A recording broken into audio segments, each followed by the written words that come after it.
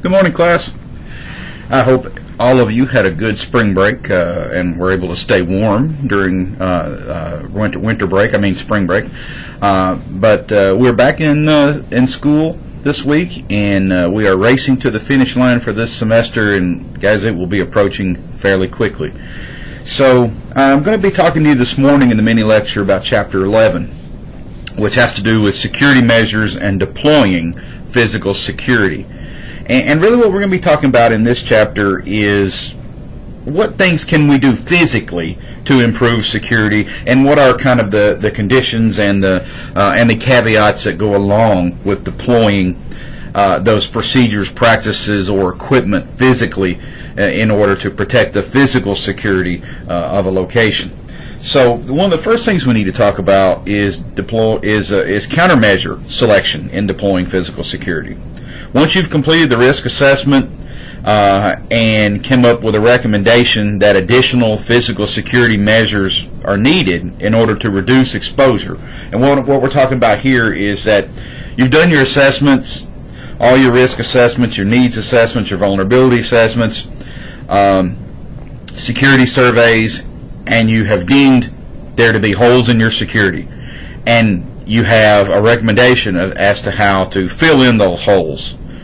Then you need to decide what technology is going to be best suited for your organization and your facility. If you haven't looked, take a minute and maybe Google physical security countermeasures and see all of the different things that are available out there to you. I mean, there's a whole world of products available in regard to physical security.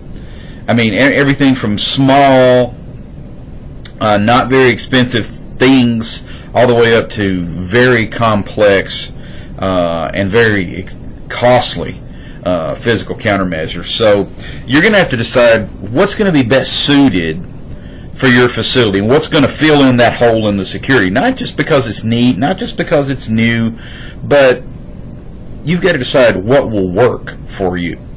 So understand, if man can make it, man can also disable or destroy it. And there is no physical security countermeasure that is completely foolproof. I mean, think about this. We had a prison on Alcatraz Island off the coast at San Francisco, and that location was supposed to be so physically secure no one could successfully escape from it. Well, we did have people successfully escape from it. And we don't know if they actually survived or not. The conjecture of recent is that they did. When I lived in Colorado, we had the largest prison in the state of Colorado in our town, and it was deemed inescapable because they had a particular physical countermeasure that secured that facility, and it was called a stun-kill fence. Well, the way the fence worked was it was kind of the middle layer of protection between two other fences. So there was actually three fences that protected the outside world from the prison inmates. The outer and the inner fences were simply physical barriers, wire fences with razor wire on top. Yes, you can beat that. You can get over that. You can get through that. But in the middle was this electrified fence that if you touched it the first time, it would stun you. It's kind of like getting hit with a taser. And then it would jack up the voltage, and if you touched it again within a certain amount of time or until it was reset, it would hold you and fry you, kind of like the electric chair. And they said, nobody can escape from this facility. We had a guy escape from the facility. He was able to make it through the stun-kill fence by building an insulated suit and crawling through the wire. Now that guy really wanted out pretty doggone bad in order to take that risk, but it proved that no physical countermeasure is completely reliable, and you cannot rely solely on the physical countermeasure.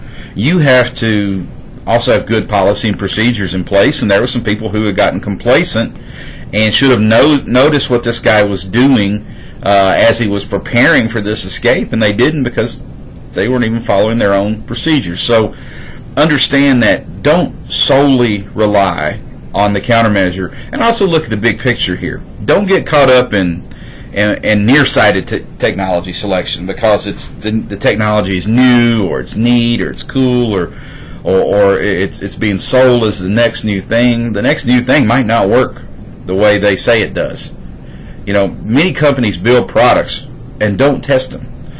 They use the very first sales as a way to test their product, and they're hoping that they're keeping their fingers crossed that we hope this works, and if it does, then we'll have testimonials from the people that bought the product and say that, hey, this is great. If it doesn't work, then we scratch it and go back to something else.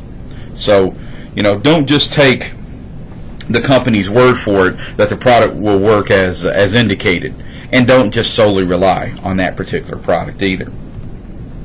Now, when you are deciding on what technology to buy in order to increase your physical countermeasures, which should therefore increase your overall physical security, management, that is company ownership or management, must also have buy-in in order to spend the money. Why? Because they're the ones with the money. Even a security manager for a large corporation probably has a cap on how much they could spend at any one given time before they have to actually go to somebody else in corporate management and say, hey, here's what we need, here's why we need it. You just aren't given a blank check. And we even see that in government agencies as well. Just because somebody is the head of the agency doesn't mean they have a blank check. They have a certain amount that they're probably capped on they can spend at any one given time, and if there's something that's a major expense, they're going to have to go higher up the chain. So, don't keep management in the dark. Make sure they have buy-in. They're understanding why you want to spend this money. And look at it this way, especially in the corporate environment. Any money spent is profit lost, according to management. That's the way they look at it. So you're going to have to really justify why you want to spend money to increase security, because they're going to be thinking about the bottom line. How much money are we going to make this month after everything is paid? And if you're constantly coming to them saying we need money for this and we need money for that, then they're going to say, well, you're eating into our bottom line. We can't afford to secure this the way you want to do it. And some companies don't. Some companies gamble with their security, and I think a lot of times it may not even have been presented to them the right way as to just how important security is. So realize management is the one with the money, and therefore they must be a stakeholder in the process, and they must have buy-in in regard to spending money for any physical security countermeasure upgrade. Once you have selected, approved, and purchased whatever the physical security countermeasure technology is, it must then be installed and put to use. But prior to its installation, security staff should visit the site to make sure that everything is ready. You don't want to start something and then realize, oh, we have to order this or order that, and that's going to put us behind another 2 weeks, and you have already put in place some sort of temporary countermeasure or some sort of maybe even deletion of a security measure while the current thing is scheduled to be installed. Basically what I'm saying is make sure your ducks are in a row before you start getting ready to put something in. This is not something that can be done on a fly-by-night basis. You need to have scheduled downtime, scheduled installs, and also don't compromise security during the installation. If you have to have more people there because you've got a system that's going to be down for a period of time, then make sure management's aware of that and understands that we're not going to compromise our security just because we're down, because we're installing something new that will increase our security. Honestly, some of the adversaries to your organization that may want to perpetrate some sort of attack may be aware when something goes down like this, and when you're weak, that's when they'll strike. So don't compromise security during the installation process either. Once the physical security countermeasures are installed, make sure that everyone that will be using it are trained and comfortable with its use. Don't just say, here it is, it's installed, have fun with it, hope it works out for you. You may even need to send people to training prior to installation so that once it's installed, they are ready to go online with it. Just to give you a for instance, I know when I worked for the Department of Correction several years ago, we decided to go with some new and higher technology door locks. Well, they sent several of us to training prior to even before we installed the door locks, so that once they were installed, we could run with them. We knew exactly how to work it, how the technology worked, and if there were bugs, we could get the bugs worked out without any trouble because we were already trained on that particular thing. So make sure that everybody that will be using it is trained and comfortable with the use of that particular piece of technology. One thing not to forget that apparently a lot of companies do is they will pick some sort of security countermeasure, they will get the buy-in, they will install it, and they never go back and evaluate it or look at it to see how well it's working. Did it make a difference? Is this something that has increased our overall security, or did it do nothing, or did it decrease our overall security? Because sometimes things don't work the way you want them to once you get them there.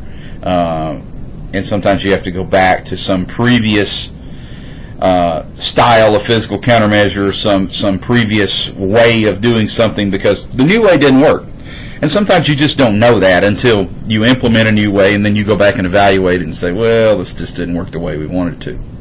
So after the security countermeasure is installed and used for a period of time, make sure that you evaluate it and then reevaluate it to make sure it's doing what it is designed to do, and it's meeting the needs of your organization and the overall security plan for your organization. This is called an audit. And the audit also needs to be backed by management as well. So, this chapter, guys, is really short. Just looking at it very quick, it's about 15 pages. Not a huge amount of information, but a lot of it is really common sense and just simply getting you to open your eyes and think about not only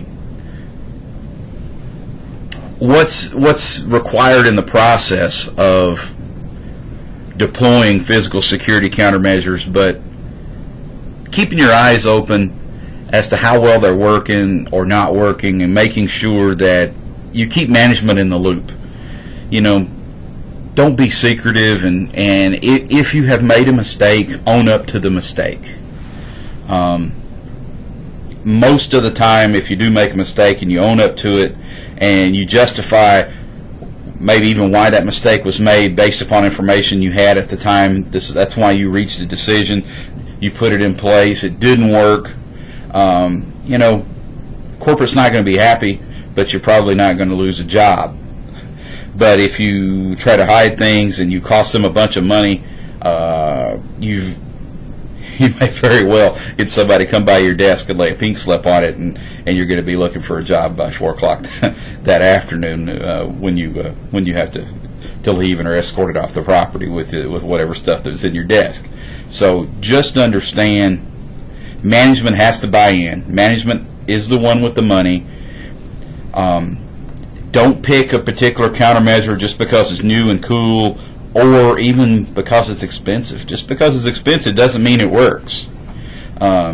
Sometimes the expense comes in because you're paying for their research and development costs.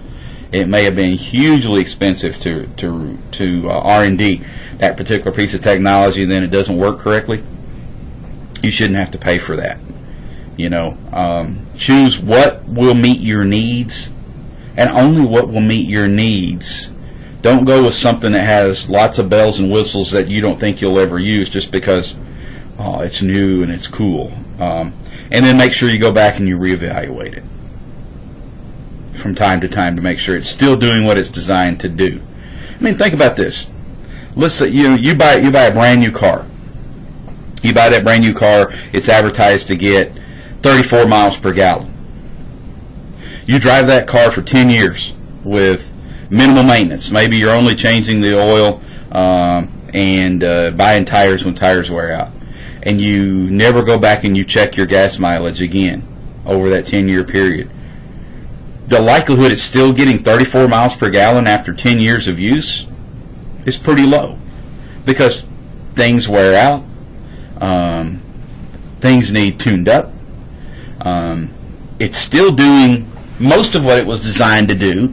It's getting you where you need to go, but it may not be getting you there as efficiently as it was when it was new. And if you had done proper preventive maintenance or proper audits on that vehicle, then it could still be getting very close to what it was designed to do straight out of the gate. So, most people don't treat their car that way, but we see that in many corporate environments, many security managers treat whatever their physical countermeasures that way, is they don't replace or do anything to any countermeasure until it is completely unserviceable. Go back, audit that thing. If it's not doing what you want it to do, fix it or go with something different. Okay, guys, that's it for this week.